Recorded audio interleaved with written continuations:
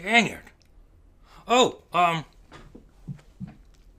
hey, I think it's about time that we talk about one of the most important movies in the superhero comic book universe, and that is, of course, Iron Man. Hold it right there. Mr. Stark? Were you expecting maybe the Addams family? Scoot over.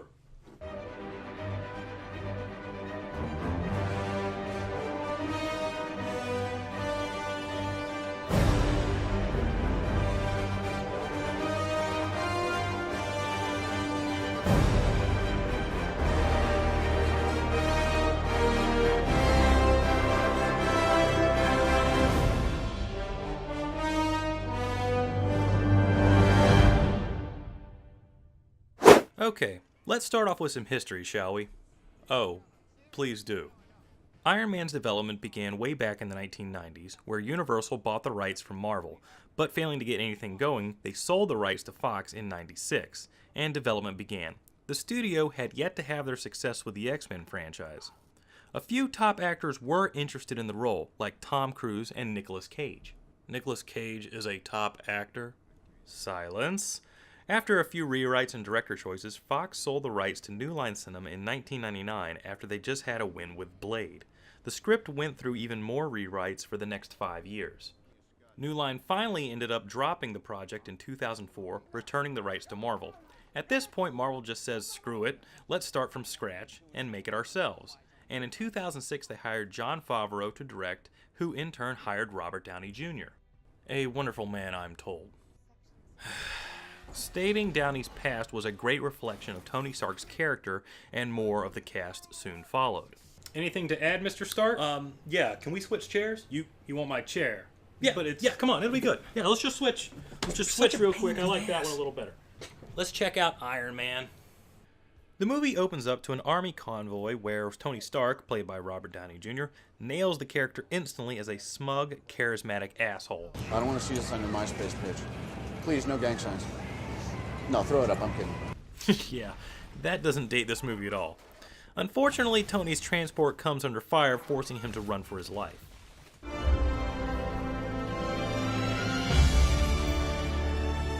make it home now.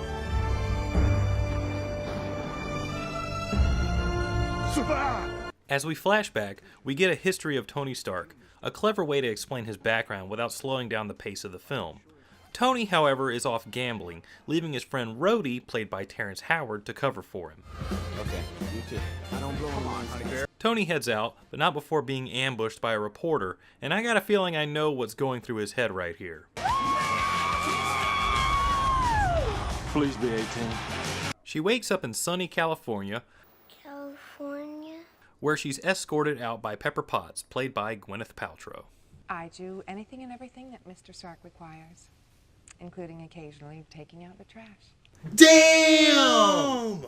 I will say that the chemistry between Downey and Paltrow is great, and one of the best parts of the film. But Tony needs to go get attacked by terrorists, so let's get moving. On a plane with stewardesses dancing on a pole. I believe flight attendant is the proper vernacular. Tony is in Afghanistan to show the military Stark Industries' latest missile. Consideration. The Jericho. And that brings us back to the present, where Tony wakes up captured by the terrorist, having just had surgery performed by Jensen, played by Sean Tobe. And it's keeping the shrapnel from entering your heart. Your heart, your heart, your heart, your heart. You know, Tony, I know a pretty good heart surgeon if you're interested.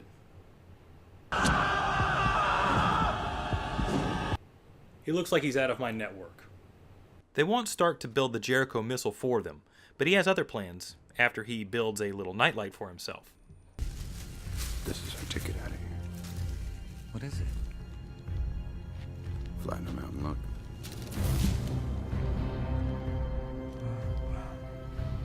Impressive. I have to admit, I'm a little surprised they didn't come back to inspect on you two.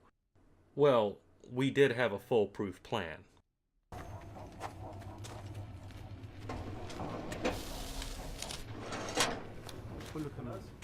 Of course, that tactic doesn't work forever, as the Ten Rings leader Raza, played by Farhan Tahir, threatens them to get it done as soon as possible. You have till tomorrow to assemble my missile. I need a missile. Missile very hard to get. Well, I want you to try. Very goddamn hard to get a missile.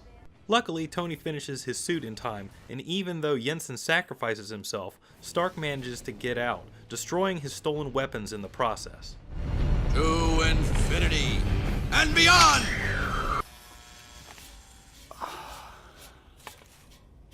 Not bad. Tony is rescued, reunited with Pepper, and immediately holds a press conference announcing that Stark Industries will no longer be making weapons. Obadiah Stane, played by Jeff Bridges, is concerned that Stark's decision will bankrupt Stark Industries and wonders what they're going to do instead. Oh, he was really big into computer science back in the day.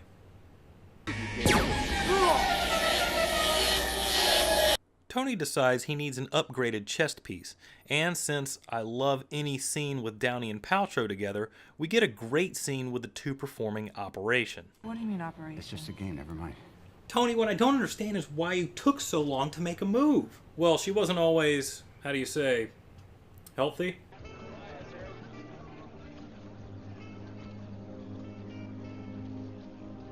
Oh, yeah. So while Stark begins upgrading his armor to the Mark II, the Ten Rings are searching for the Mark I. Look, sir, droids. Actually, you know what? Forget the Ten Rings. Let's see how the Mark II is coming along. What? Oh my god! Did that hurt? Nope, didn't feel a thing. So while Stark Industries is suffering in the stock market, Tony completes his Mark II armor and takes it on a flight test, which goes pretty well. Kill power.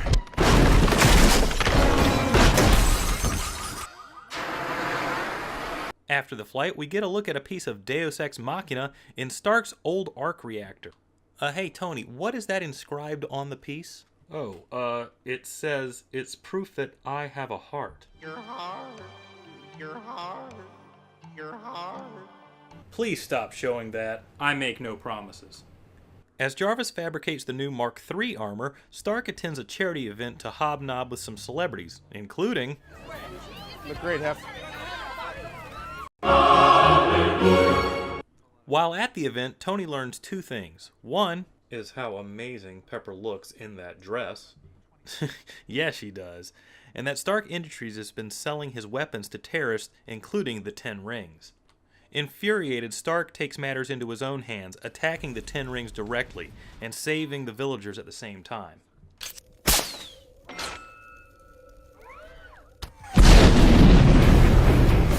His actions don't really go unnoticed, though, as the Air Force scrambles jets to intercept him. Just checking the traffic. Them come. That's my exit. In true superhero movie fashion, they can't seem to keep their secret identity secret for very long, as both Rhodey and Pepper discover Tony's in no time. Let's face it, this is not the worst thing you've caught me doing. What? Meanwhile, it turns out that Obadiah was the one involved with Raza and the Ten Rings, as he came to claim the Mark I and leaves him incapacitated.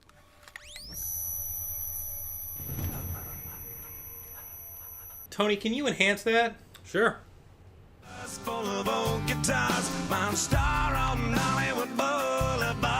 Oh god, no! Turn it on! Turn it off! No! Tony sends Pepper to Stark Industries to hack into the company terminal, where she discovers some disturbing information.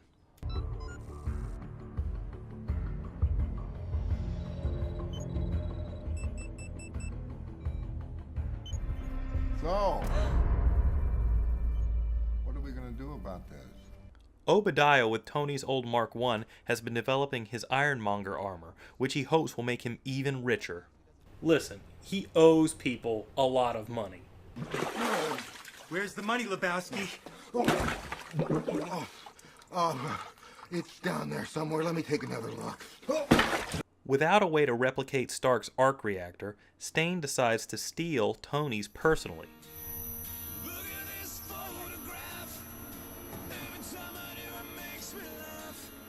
Tony realizes that the only way to survive and rescue Pepper is to get that Deus Ex Machina we saw from earlier.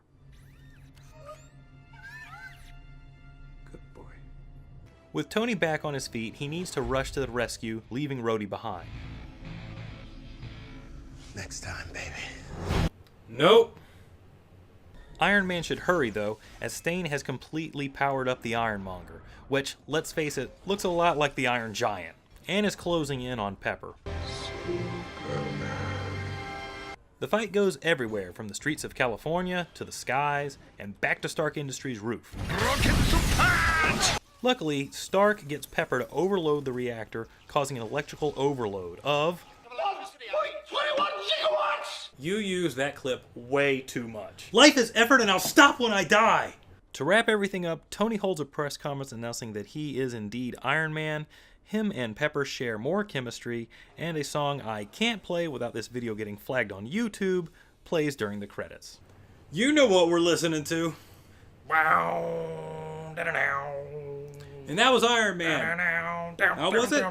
Well, geez, what can I say about a movie that has kickstarted a franchise that has earned so much money and have hit after hit of critical success, other than I love it.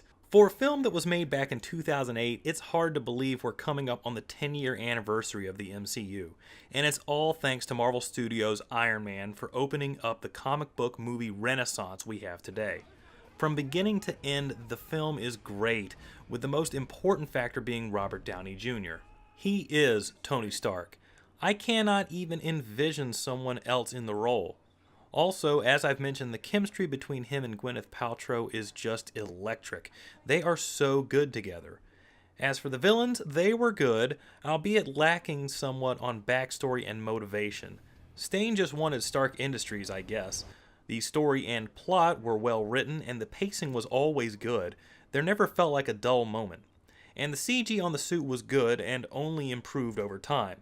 As for critical response, it currently holds a 94% on Rotten Tomatoes, making it still the best received MCU film of all time. And for box office junkies, it pulled in an impressive $585 million on a budget of just $140. And that's Iron Man in all of its glory. Thanks for stopping by, Mr. Stark.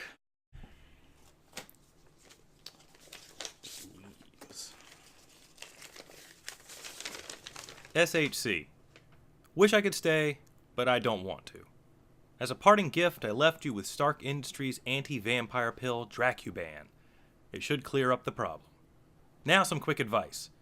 Get more subscribers, change the hat, and grow some facial hair. You look like you should be sipping from a baby bottle. Been real, TS. Well, that was really nice of him, but you know... PS. If you need me again, just look inside your heart. Your heart. Your heart. Get out of here.